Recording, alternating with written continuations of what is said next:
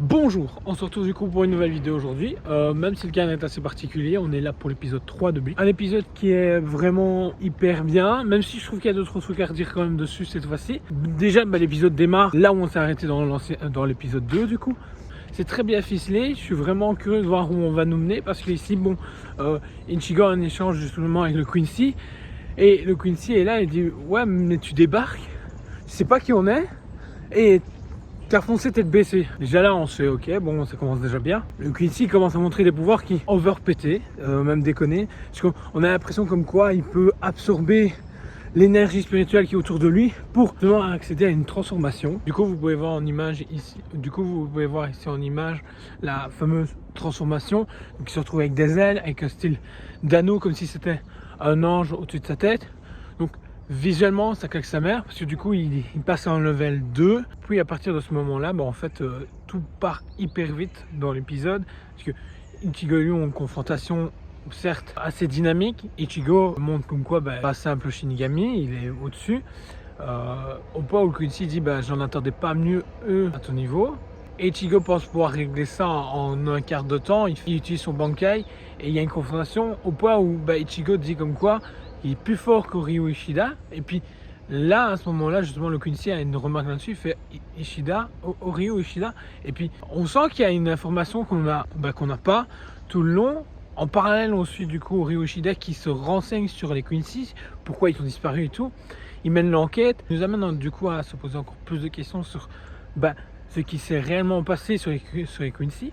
En même temps, les capitaines sont toujours en réunion et le premier capitaine dit comme quoi ils vont rentrer officiellement en guerre, il faut qu'ils se préparent. En même temps qu'on a toutes ces informations, du coup Ichigo de son côté continue à se battre contre le Quincy et les bras droits à Rancard de Alibel reviennent en force avec une grosse bête hyper bestiale en fait, et qu'elles font comprendre qu'elles ont dû couper tous leurs bras gauche pour pouvoir justement créer ce monstre qui est vraiment dantesque. Et on se dit waouh, il lui a mis une patate de forain, c'était même abusé, c'est hyper violent, on ressent le coup, la violence qui est donnée, c'est hallucinant. Il se fait maltraiter dans tous les sens, c'est même jouissif parce que c'est un salopard, comme on veut dire, on découvre dans l'épisode 2 c'est un salopard, dans la suite c'est un enfoiré, on a envie que, je sais pas, j'ai envie qu'il souffre. Et là il souffre bien, c'est ça qui est bien. Malgré ça, le Quincy se défend hyper bien et finit par transpercer justement une des trois. Là encore une fois je suis resté waouh, ok.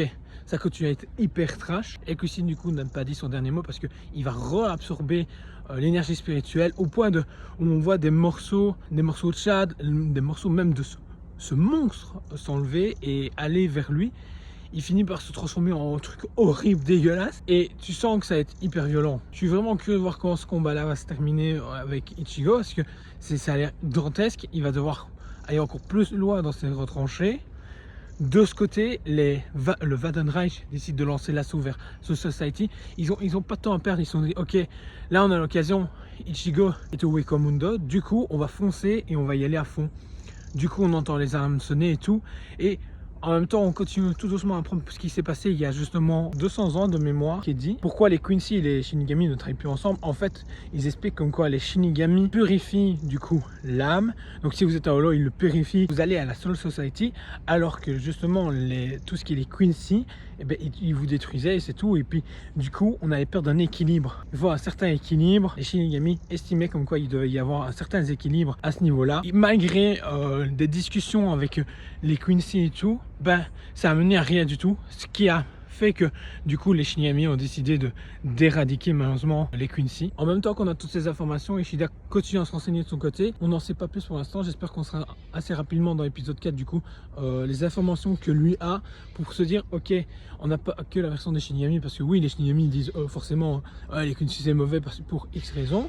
La raison a l'air valable, on va dire ça entre guillemets, mais en même temps je suis curieux de voir ce qui va se passer. Le Wadenreich traîne pas, arrive dans la Society et font un carnage. Les premiers arrivages, déjà bam, transpercés et avec un bras arraché, puis ensuite on voit une explosion de 2 têtes contre le sol.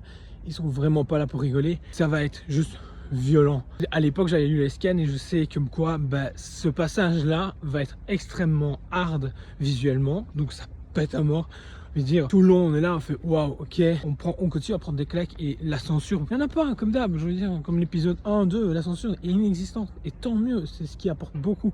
Le seul truc, c'est que ça va peut-être un peu vite. Est-ce que c'est bien ou pas bien? Bah, il y a le mix des deux, je veux dire, c'est bien parce que du coup, ben, on se fait pas chier, je veux dire, je me suis pas fait chier pendant l'épisode, mais en même temps, je trouve qu'il nous manque certaines informations, on tente de digérer certaines informations. Donc voilà, je sais pas ce que vous en pensez. Pour moi, ça reste à son faute, je suis toujours comme un gamin devant un épisode, impatient que justement il sorte. Avant de vous quitter, je voulais dire merci. Franchement, entre le premier épisode et le deuxième, on a doublé au niveau de vue, donc je suis vraiment content.